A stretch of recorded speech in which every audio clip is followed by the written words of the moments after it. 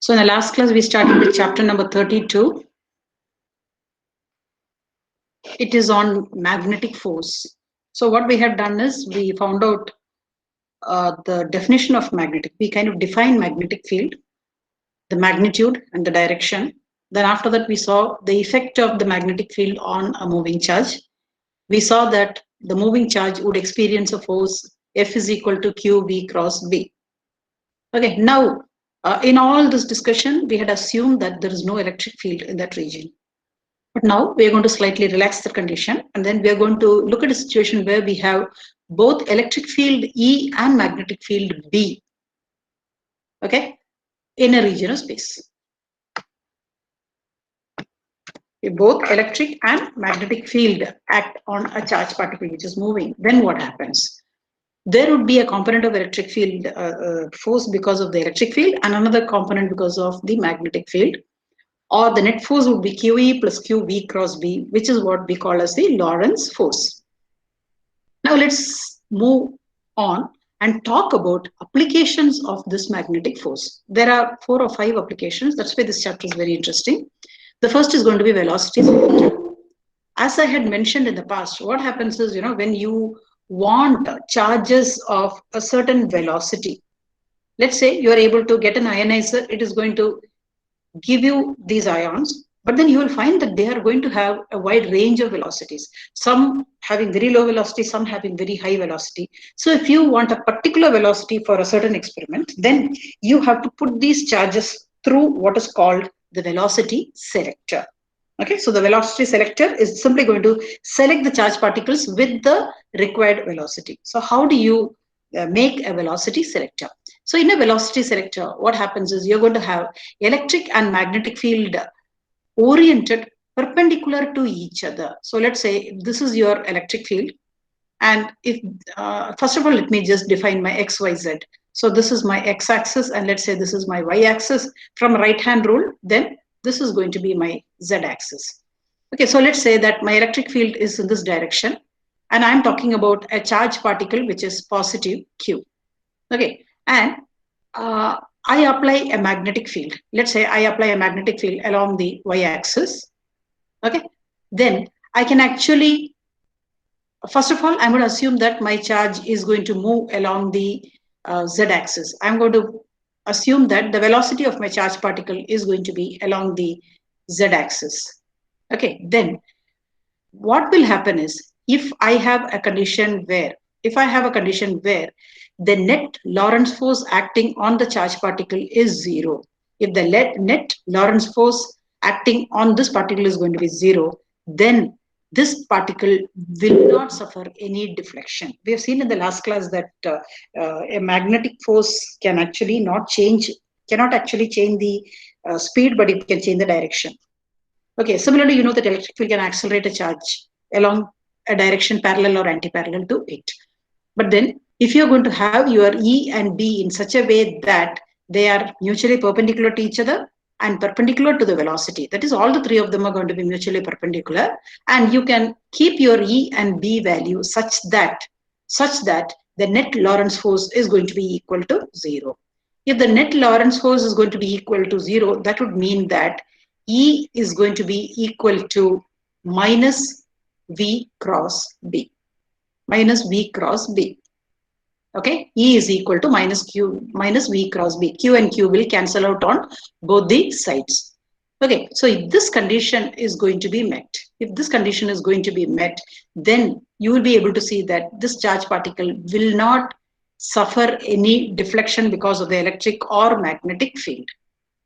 Okay, so let's just try to fix the direction. So I have a positive charge, and we are saying V cross B, opposite of V cross B should be E direction, opposite of V cross B. So B, put your hand on the first vector, turn it towards the second vector. So Z cross Y or K cross J. What is K cross J? What is K cross J? K cap cross J cap. Minus I cap. Minus I cap. Okay, so K cap cross j cap is minus I cap. So that's going to be the direction of your magnetic field. So that's going to be the direction of the magnetic force. Okay. Now you want your electric force to be in the direction opposite to that. That means your electric force should be along the I cap direction. And here it is happening. Whatever I'm saying is going to happen. If this charge is going to be, the charge that I'm talking about is a positive charge and it is moving along the V direction, then if I have my E and B values fixed in a certain way such that the net Lorentz force is 0, then E will be equal to minus V cross B. Okay, V cross B direction is going to be along the minus I cap direction. Therefore, your electric field force has to be along the plus I cap direction. So this would be typically how the picture would look. Okay. Or if I can simply write this entire thing in terms of the magnitude, I can write if E is going to be equal to VB, okay, or V is going to be equal to E by B. V is going to be equal to V by B. Then you say that the Lorentz force is going to be equal to 0 on such a charged particle. All I'm doing is V cross B. I'm just going to put it, they're mutually perpendicular, so it's just VB. Okay, let's not bother about the sign now. So we will be able to get E is equal to VB, or we get V is equal to E by B. So all charged particles, let's say I have a flood of charged particles which are coming along the z-axis direction, then those charged particles which are going to have a velocity equal to E by B, they will suffer no deflection. They will simply pass undeflected through this electric and magnetic field. Now, this kind of a situation where the electric field and magnetic field are perpendicular to each other is called crossed field. The electric field and magnetic field are crossing each other, so they are called a cross field. So if your velocity of the charged particle is such that it is moving perpendicular to the crossed electric and magnetic field, and if the velocity is equal to E by B, such a charged particle will move undeflected. For all other cases, if the velocity is greater or less than this value, then either the electric force will be greater or the magnetic force will be greater. So accordingly, there will be a deflection of the charged particle. So undeflected charged particles will all have the same velocity. Okay, so if you want charged particles of a certain velocity, fixed velocity, then you have to fix your magnetic and electric field values. They can be adjusted until you're going to have Lorentz force going to be equal to 0 or V is equal to E by B. So this is how a velocity selector works. But then please remember, V is equal to E by B as an equation, it is fine. But then the direction, if you want to get, you have to use your, you have to draw a figure like this and do it and see. Okay. Okay. So we are getting V is equal to E by B. So here, there is another picture given to you. This is different from what I have drawn. I have drawn one orientation. Now this author is giving you another one. In this case, what's happening? The positive charge is moving along the velocity, along the x-axis direction, and the electric field is applied along the y-axis, and the magnetic field is along the z-axis. Now, once more, you can see that that right-hand rule that is followed. Okay, and you're seeing that whenever V is equal to E by B, this charge particle will move undeflected. And what is nice about, so basically a velocity selector is to filter out charge particles of a certain velocity, of a certain chosen velocity. And what is important here is your charge particles can be negative or it can have any amount of charge. It doesn't matter. Only the velocity is important here. Okay, because if you do the same thing for a negative charge and C also, you will get the same combination of electric field and magnetic field. So you have to, you can simply close your eye and see that the velocity is going to be independent of Q and M. M is the mass of the charged particle and Q is the charge of the mass, charged particle. So it doesn't depend on Q and M. So a velocity selector that can be used for alpha particle can be used for electron. It can be used even for a proton. So this is a very important point. These kind of questions can very well be asked in MCQs. Any doubts?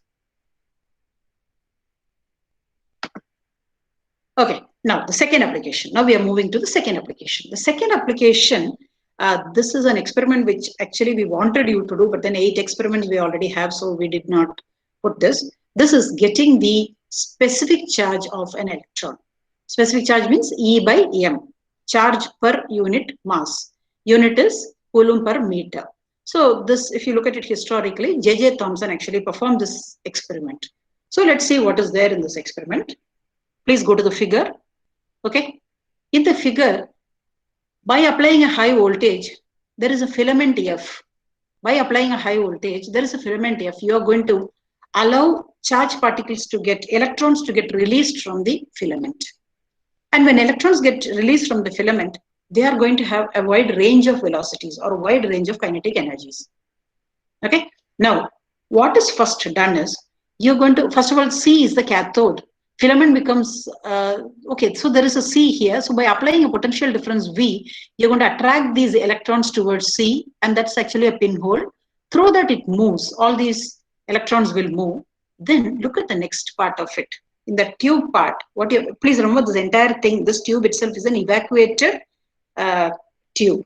Okay, it's called the CRO, cathode, not CRO, CRT, cathode ray tube. Okay, so this cathode beam is coming. And then you look at this, you're going to see two plates. You're going to see two plates. One plate is attached to, it's connected to the positive terminal, the other is connected to the negative terminal, which means there is a potential difference that you're applying between the two plates. So as a consequence, there is going to be an electric field E. There is an electric field E coming from the positive plate to the negative plate. So this electric field that you have given here is this. This arrow is the electric field.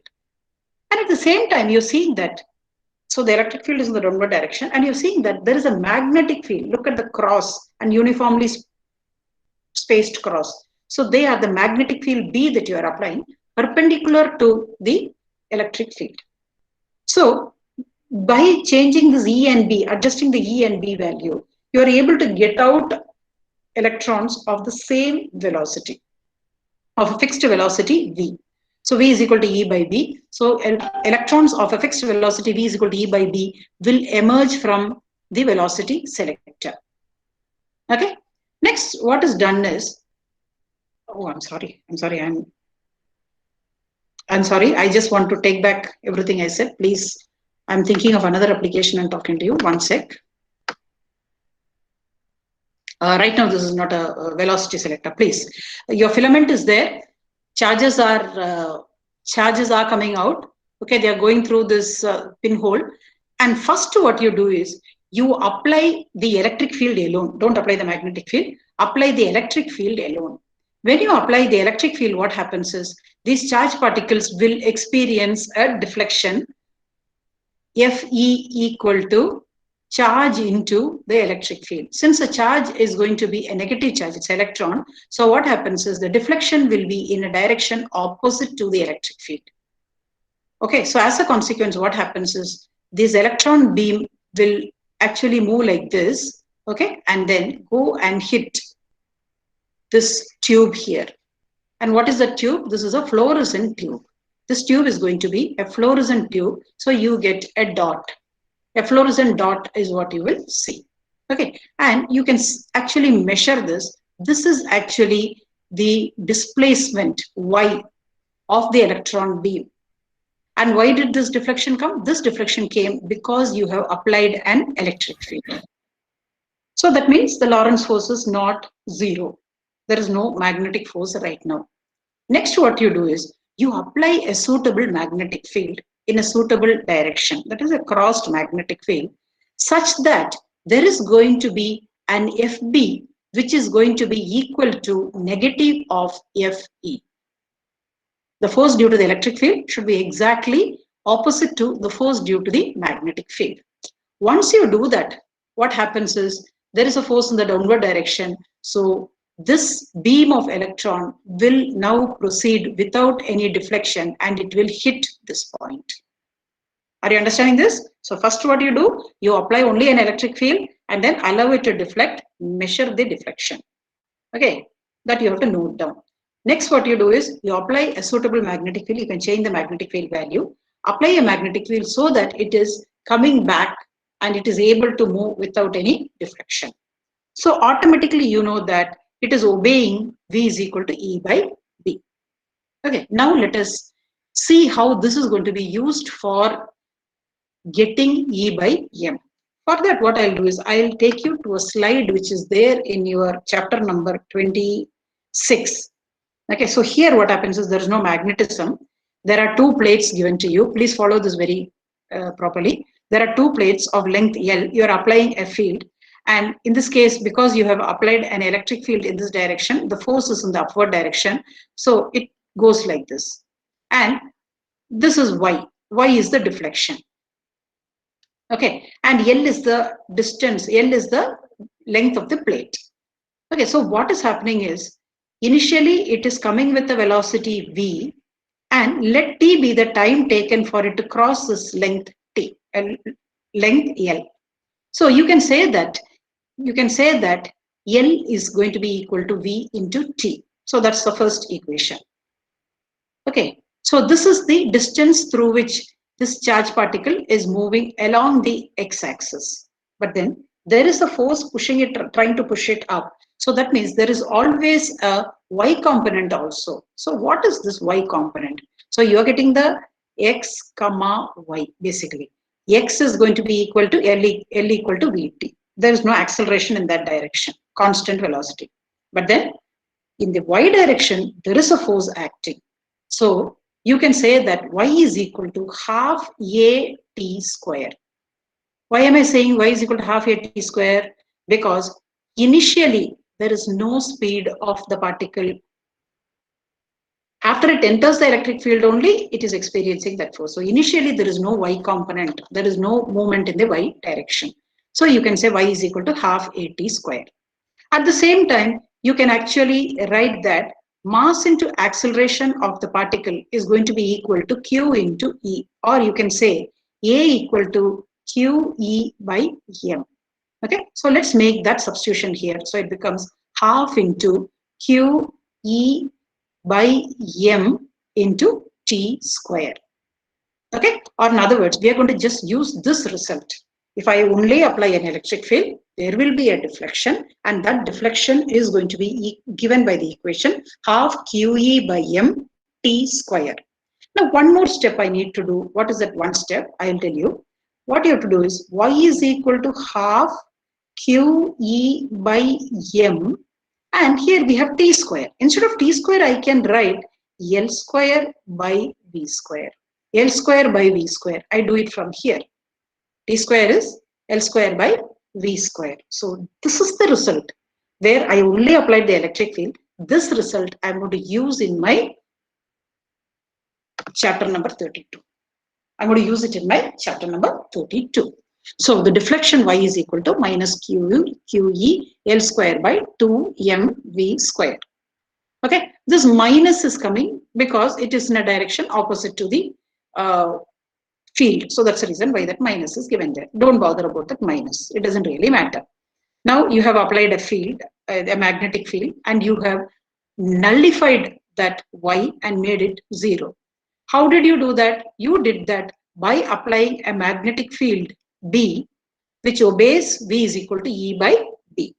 So what we will now have to do is take the equation y is equal to QEL square by 2mv square, and instead of v square, put E square by B square. So this becomes QEL square divided by 2m. Instead of v square, you put E square by B square. Okay. Now, this is what is going to be equal to y. Next, let's see what we have to do. Okay, so now from here you can see that what do I need? I'm interested in Q by M. I'm interested in Q by M. So get everything else to the other side of the equation, keeping only Q by M on one side. Only Q by M on one side.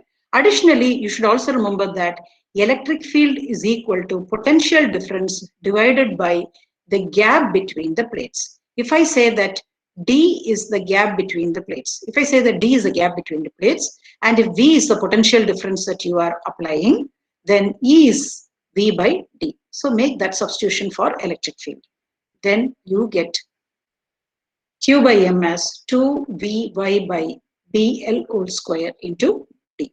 That means just by knowing the dimensions of the plate, the length of the plate and the gap between the plate, and knowing what is the potential difference that he has applied between the two plates, and knowing the magnetic field that he applied, and by just measuring that Y value, Thomson was able to get the specific charge of an electron. So this is how crossed electric and magnetic field concept was used in determining charge to mass ratio. Today, charge to mass ratio is not a big deal for you. You always know how to do that. Charge is 1.6 into 10 to the power of minus 19, divided mass of a charge is 9.11 into 10 to the power of minus 31. You will do it. But then please remember, these experiments were done at a time when people didn't know that. Okay, so in that sense, it's a very important experiment. You should have actually done it in the lab. It's there in our lab. Any doubts, guys?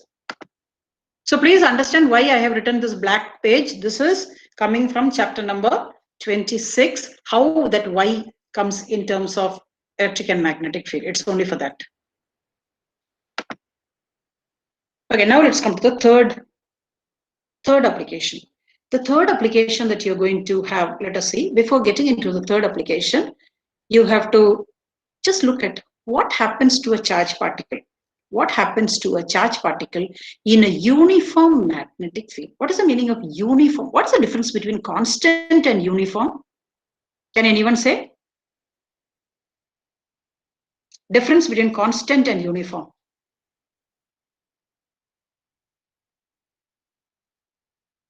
If I say that something is constant in time, then I'm saying, when I say something is constant, I'm talking in terms of time. At t equal to 0, let us say the magnetic field is 10 Tesla. After 20 hours also, if it is 10 Tesla. After 30 hours also, if it is 10 Tesla, it is not changing as a function of time. Then I say it is constant. But what is the meaning of uniform? Uniform means I'm defining a certain region of space, and if everywhere inside that the magnetic field value is the same, if everywhere inside that the magnetic field value is the same, then this is called a uniform magnetic field. And uniform magnetic fields are either denoted by dots which are equally spaced or crosses that are equally spaced. Cross means going into the plane of the sheet, and dot means looking at you. Okay, so now we are going to see what happens if a charge particle enters a region of uniform magnetic field perpendicular to the magnetic field.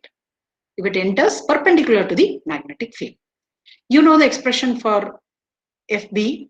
FB is QV cross B. FB is QV cross B. Let's assume the charge is positive. Okay, it's a positive charge. So let's say it is able to enter, and let's say it's entering from here. So let us see what would be the direction of the force it is going to experience. V cross B. You see, V is like this. You please look at the picture. V is in the upward direction. V cross B. You use your right hand rule and see that FB is going to be in this direction. There is going to be a force perpendicular to the velocity. If there's a force perpendicular to the velocity, what happens is work done will be 0. It will not change the speed, but it will change the direction of the velocity. It will change the direction of the velocity. So instead of going straight, it turns. Once more, here, if you see what is going to be QV cross B, you will find that the force is like this. Again, it will change the direction. So what happens is, every time there is going to be a constant force, FB is equal to QV cross B, acting perpendicular to the velocity. So when a force is acting perpendicular to the velocity, it is going to continuously keep changing the direction of the velocity. Have you come across such a situation any time in your physics, where a force is perpendicular to the velocity and therefore changing the direction of the velocity without changing speed?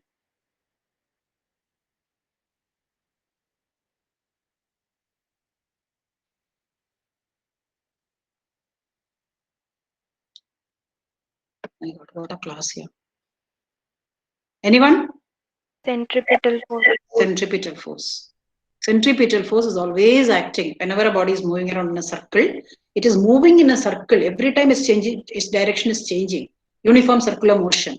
Its speed is the same, but then its velocity is continuously changing. Why is it changing? Because there is something called a centripetal force. Yes. So here also, the magnetic force behaves like a centripetal force. And here you're going to assume that we are not getting into relativity. Relativistic speeds means mass changes. We are not going to get into relativistic speeds. We are talking of smaller speeds only. We are not talking of speeds closer to the speed of light. Therefore, the mass of the electron mass of the charged particle doesn't change, and this particle starts coming around in a circle. Okay, now let me just ask you one question. This is a positive charge. And look at the direction of the circle here with respect to this magnetic field. It is making a anti-clockwise rotation. Now, if it is a negative charge, what would have happened? If it was an electron, what would have happened?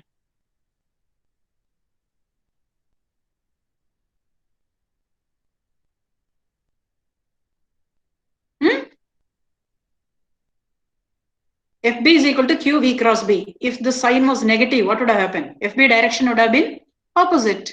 So instead of going in an anti-clockwise as given here, it would have gone in a clockwise direction. It would have gone in a circle, but then clockwise direction. Or you can simply conclude that if a charged particle enters with a velocity perpendicular to the uniform magnetic field, then it starts going in a circular path. It starts taking a uniform circular motion. And uniform circular motion means, as you rightly said, there is a centripetal force. That centripetal force is going to be provided by the magnetic force. Or you can say that mv square by r, which is a centripetal force, that's equal to qvb. QVB is equal to mv square by r. This is a starting expression for this part of the chapter. Okay. So now let me just write mv square by r is going to be equal to QVB. Why am I writing QVB? Because V and B are perpendicular to each other. Therefore, VB sine 90. So QVB. Okay, now you see one of the M will go. So we can say MV by R is equal to QB. Or I can talk about what is the radius of the circle. What is the radius of the circular path? Take R that side. Therefore, it becomes MV divided by QB. Can radius be negative? Can radius be negative? No, ma'am, distance. Yeah, therefore, whether it is a positive charge or a negative charge, R has to be positive. Therefore, put a modulus here. Therefore, put a modulus. So this gives you the radius of the circular path taken by a charged particle in a perpendicular uniform magnetic field. And you can see something that's interesting. You can see that the radius of the path is directly proportional to M and V. It is directly proportional to M and V. Larger M, larger V, larger will be R. Or M and V together, you can say momentum. So the radius of the path is directly proportional to momentum. That's not difficult for us to understand. Let's imagine somebody is going very fast on a cycle, cycling very fast. Okay, for somebody to come from the side, a perpendicular force to hit and change, make him change the direction is difficult. Therefore, he continues to move in a larger circular path, if at all there is a deviation. But then if the speed is less, if the momentum is less, a perpendicular force can quite easily change the direction. Changing the direction means smaller circle. The next thing that you're seeing is that R is inversely proportional to the charge, and it's also inversely proportional to the magnetic field. Larger the magnetic field you apply, smaller is the radius of the path. Similarly, instead of a proton, if you had an alpha particle, what would happen? These kind of things can be discussed. These kind of questions can also be asked in an examination. Then, what is interesting about this equation is that the principle behind a mass spectrometer is going to be this equation. That is, the radius of the path is proportional to the momentum. Radius of the path is proportional to the mass and velocity. So this is going to be the principle behind an application called a mass spectrometer. In chemistry, you must have heard of mass spectrometer. What is a mass spectrometer?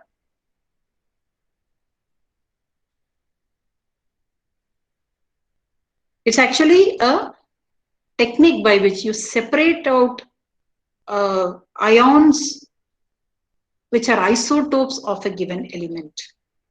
Or this is the way by which you have ions whose masses are slightly different from each other. then you can actually separate out them using the concept of a mass spectrometer. Sometime back, what did we see? We talked about something that's going to, you have all the charges are the same, the masses are all the same, but then they have different velocities. You are able to select velocity. Here you are able to select mass. Depending on mass, you can actually select out. So that's what is a mass spectrometer. This is the equation for a mass spectrometer. Then next is a circular path. Therefore, you can talk about what is called an angular frequency, or you can talk about an angular velocity also you can talk about. Okay, so you can say V is equal to R omega, where omega is going to be equal to QB by M. All you are doing is omega is equal to V by R. V by R. So take this equation, omega is equal to V by R. So V by R equal to omega is going to be equal to, take the others to the other side of the equation, so QB by M. Okay, so that's how you're going to get what is the frequency of rotation of the charged particle in a uniform field. Now you notice one thing here. Omega is equal to V by R, all right. But look at the expression. The expression is QB by M. It is QB by M, which means the angular frequency of rotation, the angular frequency of rotation doesn't depend on R and V. It only depends on Q, B, and M. You will ask, then why are you writing V by R? V by R is equal to omega is the definition of omega. So what is the meaning of saying it doesn't depend on V and R? It just means that if the velocity of the charged particle is larger, it will move through a larger radius. The radius will accordingly change so that omega is a constant. Okay, that is omega does not depend on V, and R. It only depends on the magnetic field, mass of the charged particle, and charge of the charged particle. Now, this is the concept that is there behind an application called cyclotron. What is a cyclotron? We'll see in a few minutes. Then, next thing is, you know that omega is equal to 2 pi f, where f is the frequency. So, you can actually modify this and obtain the frequency of rotation. So phi f will be equal to QB by 2 pi m. Instead of simply an m, you're going to have a 2 pi. Now, this frequency has a special name. It is called cyclotron frequency. It's called cyclotron frequency, and it is used in an application called a cyclotron. In a cyclotron, what happens is, you have charged particles, you want to accelerate them. To accelerate charged particles, you use what is called a cyclotron. And this frequency is going to be the principle that you're going to use there. It's called the cyclotron frequency. Okay, so we talked about mass spectrometer and cyclotron. So let's quickly see what is a mass spectrometer.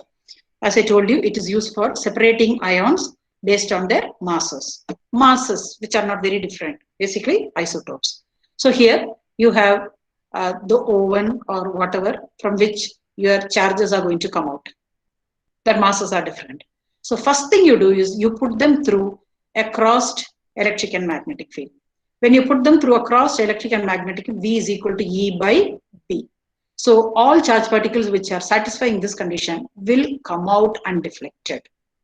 So that means they're all going to have the same velocity, but the masses can be different. And they all have the same charge. Please remember, they are coming out, they're going to have the same charge, they're going to have the same velocity, but their masses may be different. Okay, now what you do is allow them to enter a uniform magnetic field B prime. Allow them to enter a region of uniform magnetic field B prime perpendicular to the velocity. Uniform magnetic field B prime perpendicular to the velocity. So what should happen? Immediately they start trying to, because of the magnetic force, they start trying to go around in a circle. They try to go in a circle. So what you will find is, you will find that particles which are having larger mass, because velocity is the same, particles which are larger mass obviously have larger momentum, so they try to go through a larger radius. The deflection is less. The smaller particles will get deflected more. That means they will try to go in a smaller circle. Or you will find that M1 will be greater than M2, greater than M3, goes like that. So using this technique, you are going to separate out charges with different mass, or basically you can separate out isotopes. So what will be the equation for this particular thing? Let us see. So you need to just write the equation. R is equal to mv by qb. So that was the equation, the basic equation. Take that equation. Just take that equation and you're going to find that. And what is V? V is simply going to be E by B only. Sorry, here I will put B prime. I'll put B prime because the field that made it go around, which deflected it, is B prime. And then what is M? M is going to be, I'm sorry, what is V? V is going to be E by B. So this is the equation. Okay, so the radius of curvature of the path is directly proportional to the mass of the isotopes. So this is how a mass spectrometer will work. So here, what kind of questions can be asked? We can give you two charged particles whose masses are different, and we can give you the ratio of the masses and ask you what will be the ratio of the radius. Things like that can be asked. Okay, now let's go to the next application.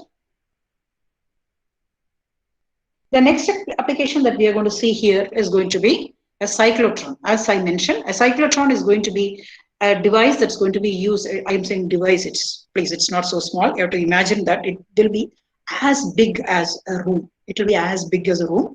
You have it in Calcutta. Okay, then in Saha Institute of Nuclear Physics, you have it. Wherever nuclear physics is there you will have cyclotrons, because you conduct experiments where charged particles will be bombarding against atoms and all that. For those things, you need to use a cyclotron to accelerate charged particles. Let's say we are going to accelerate a particle of charge Q and mass M. Let it be positive also. What will be there in a cyclotron? Let us see. So here you're going to, some students are, I don't know which section they are also, full stories are going on here. Okay, brain dead and all that. So here what will happen is, I don't know whether you know what is a electromagnet. Magnet gives magnetic field. But then when you need a large magnetic field, your magnet will not work. So there, sometime you have seen that a moving charge is a source of a magnetic field. Therefore, current can be a source of magnetic field. By using coil of current, you can actually produce magnetic field. This type of instrument, or this type of mechanism by which a magnetic field is created is called an electromagnet. Using electrical current, you're creating a magnetic field. So electromagnet normally will have two coils with a gap in between. Okay, these two will be called the poles. And there will be a magnetic field in the gap between these two coils. That's what you're seeing here. These pink ones are the coils. The pink ones are the coils, and in between them, in this region, you're going to see the magnetic field. A uniform magnetic field will be there. Okay, and between these two, you are going to see two tablet kind structure. I hope you remember, sometimes you must have seen tablets, like this. Tablets means medicine tablets. You must have seen with a line like this, which you can actually break it into two. And when you break it, they will look like two Ds.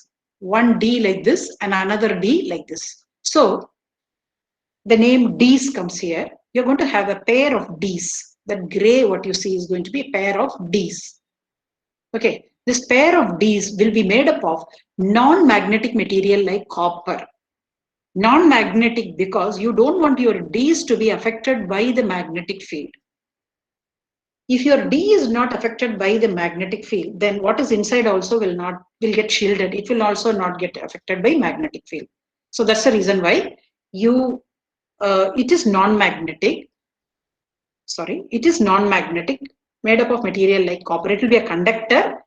Okay, it will be made up of a conductor which is non-magnetic like copper. You won't use iron. You will use materials like copper. If it is iron is a metal, all right, but it is a magnetic material, but you want non-magnetic. Why is a question I have asked. Try to find the answer. And what are these Ds? Ds are actually hollow metallic pieces. They are hollow, made up of metal like copper, and it is hollow inside. Okay, covered exterior outside, but then hollow inside. Hollow inside and with opening along the straight side. Like for example, here it is open. This side also it is open. Okay. And you will apply a way. There is an oscillator. Oscillator is a AC voltage source. It's an AC voltage source. You will apply a potential difference between the two Ds. You will apply a potential difference between the two Ds. And you know the relationship between potential difference and electric field. E is equal to V by D. So when you apply a potential difference between the two Ds, you are actually applying an electric field between the two Ds. Okay. So here you see there is a magnetic field. There is an electric field crossed. Okay. And then this is going to be used to, and please, another thing that I said is, it is connected to an oscillator which applies the electric field. Oscillator means it applies an AC voltage. Do you know what's the difference between AC and DC voltage? Anyone? An oscillating potential. Oscillating potential means if I draw a diagram of how the potential which voltage will change as a function of time, it will be changing like this. Half a cycle it will be positive, another cycle it will be negative. So that's why it's called AC potential. And AC potential also means there will be a frequency. That is, it starts here at time t0 and then it one full cycle will end here. Then again, sorry, it ends here. Then again it starts. So this is the time period. This is the time period. Reciprocal of time period is frequency. You must have heard of frequency, your line frequency, or you're talking of 100 frequency, 200 hertz frequency and all that. So frequency is the number of times the voltage will change sign in 1 second.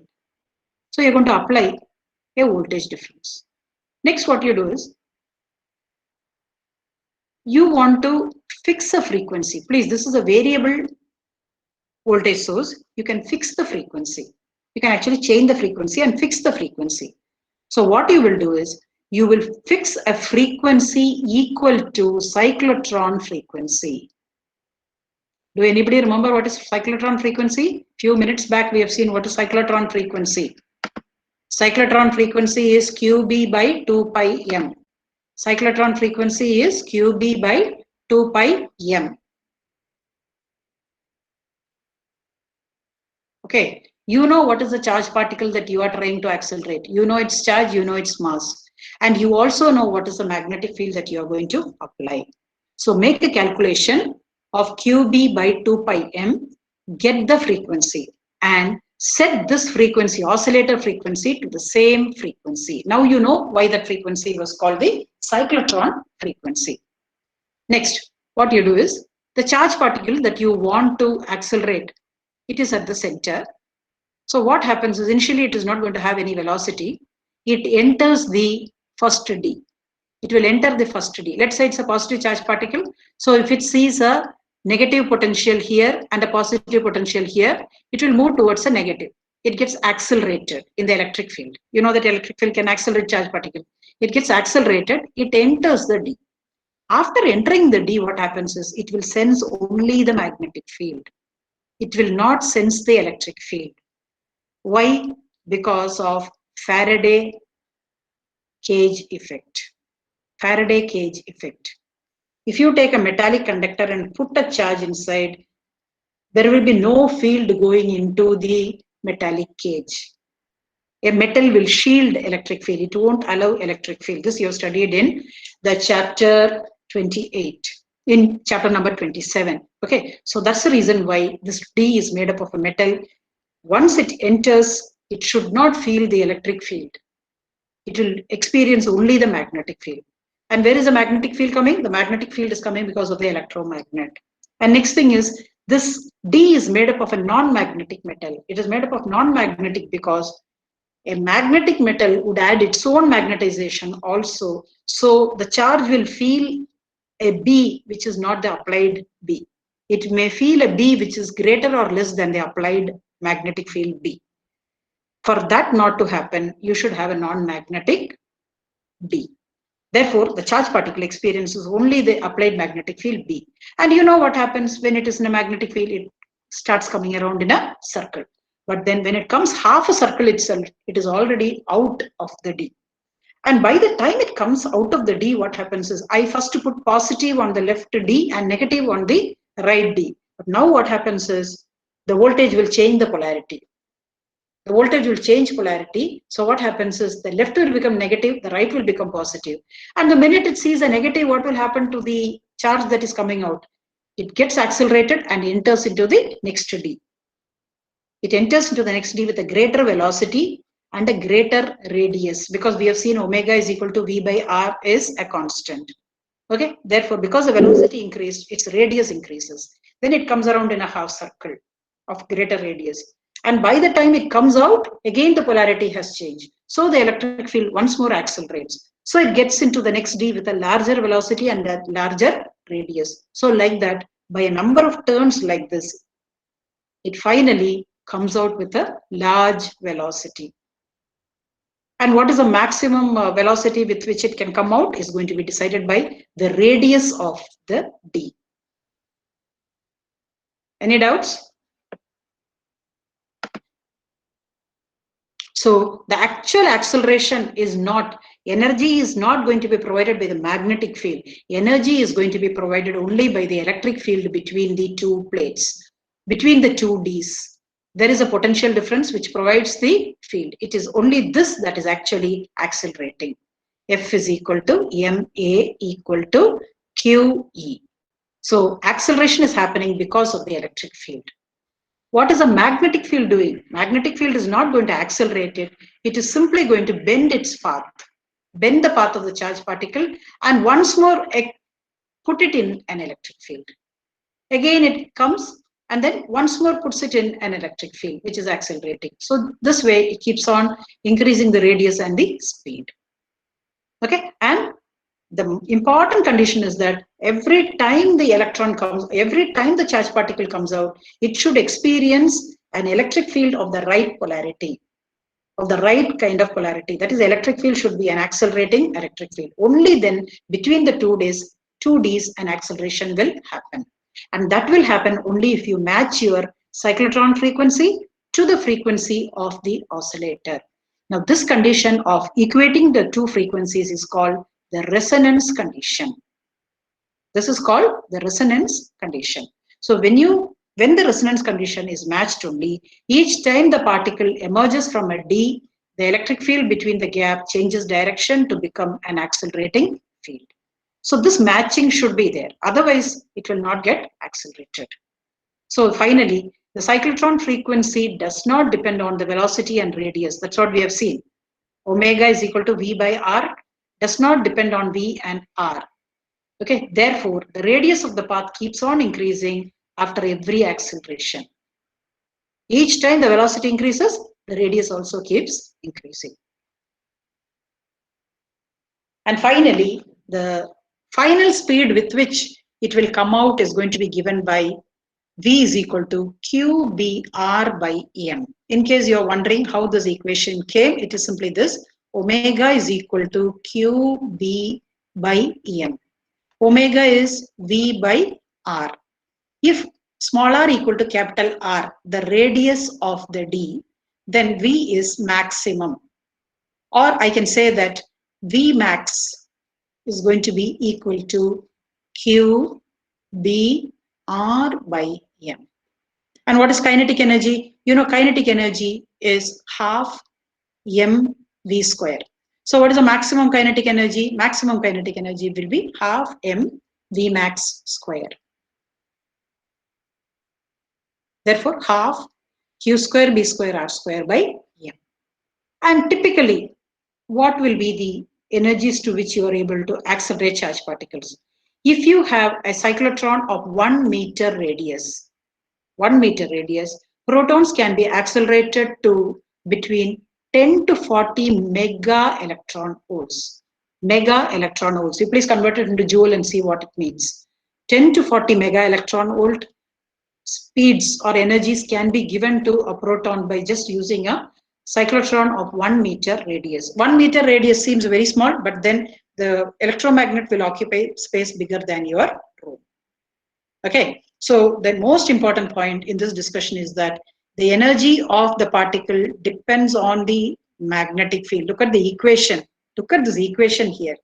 K is equal to half Q square B square R square by M.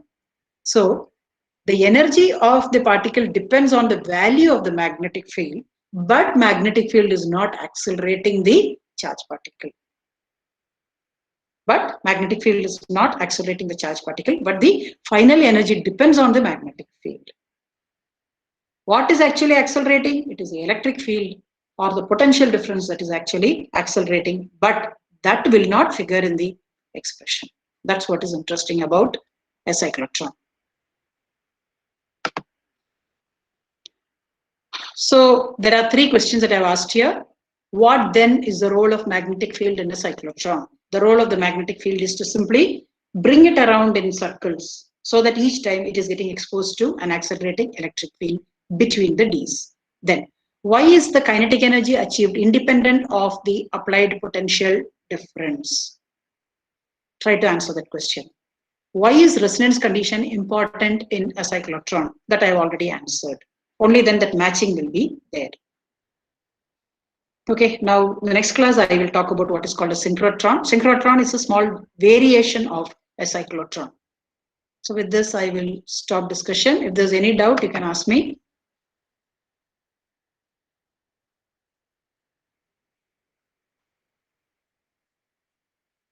Guys, we are planning one quiz on Saturday for you people. We will finish this chapter. A quiz will be there on two chapters. Chapter number 30 and 32, there will be a quiz. Are you all hearing me? Yes, ma'am. Okay, be prepared for a quiz on Saturday, and the quiz may happen after 6 p.m. because your seniors are having examination. That's the reason why your test itself got postponed. But then if we keep on postponing all the components, what will happen is in the last 1 month, you will suffer. We don't want that to happen. So if you prepare for these two chapters just before your next month's test, it's a preparation. So please start your preparation for these two chapters, 30 and 32. Syllabus for the test is more than that, but we want you to prepare for these two chapters because quiz 2 already we finished the other two chapters. So now these two chapters we'll test for quiz 3. Please prepare. Next Saturday is your quiz. Before that, somehow this chapter has to be completed. It's a long chapter. Okay, then you people can. I will stop sharing. Stop recording also.